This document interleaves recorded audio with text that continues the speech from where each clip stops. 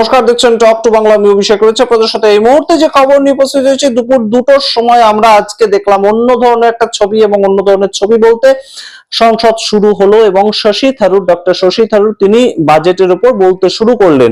এবং আপনাদেরকে বলে রাখি, আজকে সংসদে কিন্তু একদম সরাসরি সেক্রেটারি জেনারেল তার কাছে বিরোধীরা 118 জন মিলে একসাথে একটা অনাস্থা প্রস্তাব এনেছেন এবং সেই নোটিশ দিয়ে দেওয়া হয়েছে সেক্রেটারি জেনারেলের কাছে।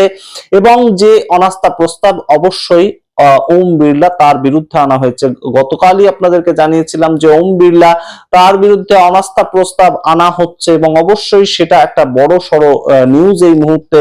অনাস্থা প্রস্তাব, অবিশ্বাস প্রস্তাব, এবং তাতে কারা সই করলো না, কাদের সই করার কথা ছিল কিন্তু করলো না, কি স্ট্র্যাটেজি তার পেছনে, সমস্তটা ব্যাখ্যা করব। কিরণ রিজিজু এই মুহূর্তে সমস্তটা সামাল দেওয়ার চেষ্টা করলেন কিভাবে, এবং অবশ্যই ট্র্যাপে পড়ে গেলেন, নিজেদের ট্র্যাপে বিজেপি নিজেরাই বারংবার পড়ে যাচ্ছে, সেই খবর আবারও কিভাবে উঠে এলো অবশ্যই আপনাদেরকে দেখাবো। আদপে সংসদে সেদিন কি হয়েছিল, যেদিন দেশের প্রধানমন্ত্রী ভাষণ দেওয়ার কথা ছিল এবং বিরোধী সাংসদরা তারা সরাসরি গিয়ে প্রধানমন্ত্রীর চেয়ারের চারপাশে দাঁড়িয়ে আন্দোলন করতে শুরু করেন, কি হয়েছিল সেদিন সমস্তটা দেখাবো। অবশ্যই কিরণ রিজিজু একটি ভিডিও শেয়ার করেছেন, যেটা ইতিমধ্যেই শেয়ার হয়ে ভাইরাল হয়ে গিয়েছে।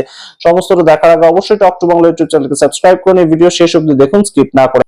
দুপুর 2টোর সময় সংসদ শুরু হয় এবং শশী থারুর বাজেটের উপর বলতে শুরু করেন, কিন্তু তার আগেই সংসদে একদম সরাসরি সেক্রেটারি জেনারেল তার কাছে স্পিকার ওম বিড়লা, তাদের বিরুদ্ধে বিরোধী সাংসদরা সবাই মিলে গিয়ে তারা 118 জনের সিগনেচার একত্রিত করে তারা সেই নোটিশটা জারি করে দিয়ে আসে, এবং অনাস্থা প্রস্তাব একটা স্পিকার ওম বিড়লা তার বিরুদ্ধে আনা হয়।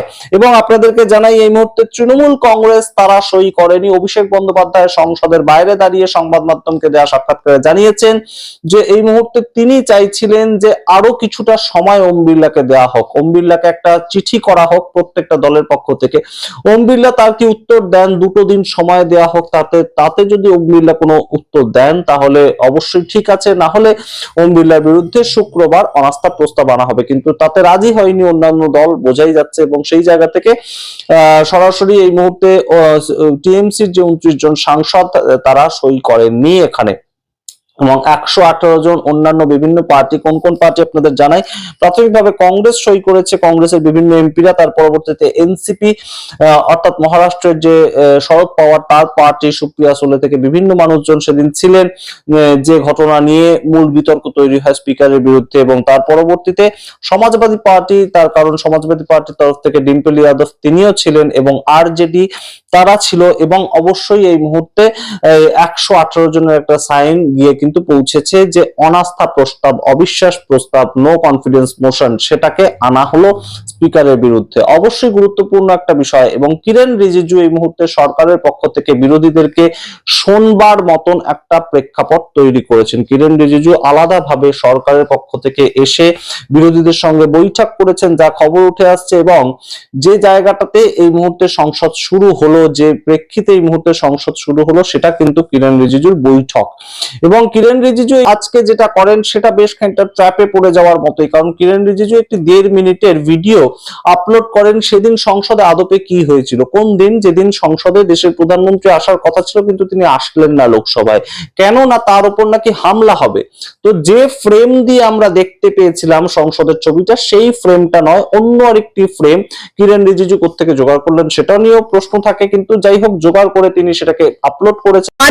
माननीय अध्यक्ष स्पीकर महोदय ने बड़ा सोच समझ करके एक दलित व्यक्ति को और कल उनको सभापति का मौका दिया, लेकिन विषय है कांग्रेस पार्टी के नेता राहुल गांधी के इशारे पर उनके जो एक दलित व्यक्ति हमारे ডিম্পল যাদব থেকে শুরু করে প্রিয়াঙ্কা গান্ধী থেকে শুরু করে মহুয়া মৈত্র থেকে শুরু করে বহু সাংসদ সেখানে ছিলেন, এবং তারা কিন্তু অবশ্যই বেশ খানিকটা প্রোটেস্ট দেখাচ্ছিলেন, এবং সেই প্রোটেস্টের বেশ খানিকটা কিন্তু তীব্রতা এসেছিল, সেটা আমরা দেখতে পাচ্ছি। কিন্তু যে ভিডিওটা আপনারা দেখছেন তাতে দেখুন, কোনো মতেই কিন্তু কেউ গিয়ে আক্রমণ করবেন এবং দেশের প্রধানমন্ত্রী তার যে সিটে উঠে বসে পড়েছিলেন সেই ধরনের কিন্তু কোনো ঘটনা ঘটেনি।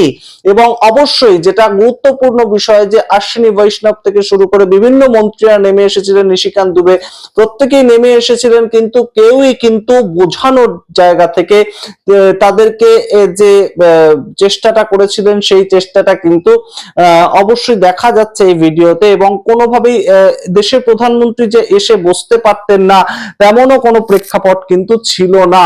এই সামগ্রিক ভিডিওতে কিন্তু সেটা কোথাও গিয়ে আরো একবার প্রকাশিত হয়ে গিয়েছে এবং কিরেন রিজিজু তিনি নিজে এই যে ভিডিওটা শেয়ার করেছেন সেই ভিডিওটা শেয়ার করে কিন্তু নিজেই বেশ খানিকটা বিপাকে পড়েছেন কিরেন রিজিজু, সেটা কোথাও গিয়ে হয়তো বোঝা যাচ্ছে।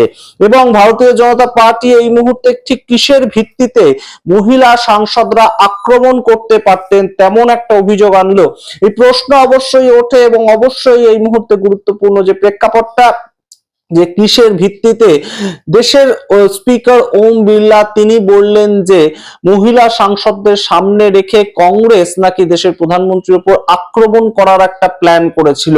এটা কিসের ভিত্তিতে বললেন ওম বিড়লা এবং যার জন্য মূলত তার বিরুদ্ধে অনাস্থা প্রস্তাব আনা হলো, তাছাড়াও কোন কোন কারণগুলো আপনাদেরকে আগেই বলেছি। আরো একবার জানাই যে বিভিন্ন সময় আমরা দেখতে পাই যে বিরোধীদেরকে বলতে দেওয়া হয় না, দেশের বিরোধী দলনেতা তাকেও পর্যন্ত সঠিকভাবে বলতে দেওয়া হয় না, তার বলার সময়তেও দেশের স্পিকার তিনি একদম রীতিমতন বক্তব্য রাখেন, মাঝখানে তাকে থামিয়ে দেন, বিভিন্ন প্রশ্ন করেন, সেই সমস্ত ঘটনা আমরা যেমন দেখতে পাই ঠিক তেমন ভাবেই পর্যাপ্ত কারণ না থাকলেও বিভিন্ন বিরোধী সাংসদদের সাসপেন্ড করে দেওয়া হয় এবং ওম বিড়লা সেই কাজটা করেন তেমন অভিযোগ উঠেছিল ওম বিড়লার বিরুদ্ধে। সমস্তটা রাখলাম আপনাদের সামনে, আপনারা আপনাদের মতামত কমেন্ট বক্সে কমেন্ট করুন। দেখতে থাকুন টক টু বাংলা, অবশ্যই টক টু বাংলা ইউটিউব চ্যানেলকে সাবস্ক্রাইব করে দিন। धन्यवाद। प्रस्ताव के समर्थन में बोलने के लिए मुझे मौका दिया। माननीय सदस्य महोदय, आप सभी लोग आपको बताना चाहूंगा माननीय माननीय अध्यक्ष स्पीकर महोदय ने बड़ा सोच समझ करके एक दलित व्यक्ति को और कल उनको सभापति का मौका दिया, लेकिन मेरे कहने का विषय है आग्रह करें कांग्रेस पार्टी के नेता राहुल गांधी के इशारे पर उनके जो एक दलित व्यक्ति हमारे दिनांक 5 फरवरी 2026 को प्रातः 11 बजे के लिए जो सभापति के कुर्सी पे बैठे थे उनके ऊपर कागज फाड़ करके फेंके गए।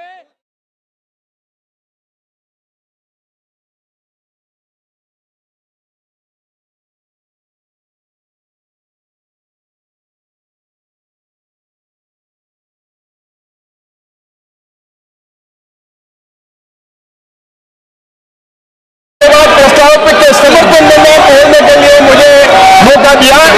माननीय सदस्य महोदय, आप सभी लोग आपको बताना चाहूंगा माननीय माननीय अध्यक्ष स्पीकर महोदय ने बड़ा सोच समझ करके एक दलित व्यक्ति को और कल उनको सभापति का मौका दिया, लेकिन मेरे कहने का विषय है आग्रह करें कांग्रेस पार्टी के नेता राहुल गांधी के इशारे पर उनके जो एक दलित व्यक्ति हमारे दिनांक 5 फरवरी 2026 को प्रातः 11 बजे के लिए जो सभापति के कुर्सी पे बैठे थे उनके ऊपर कागज फाड़ करके फेंके गए।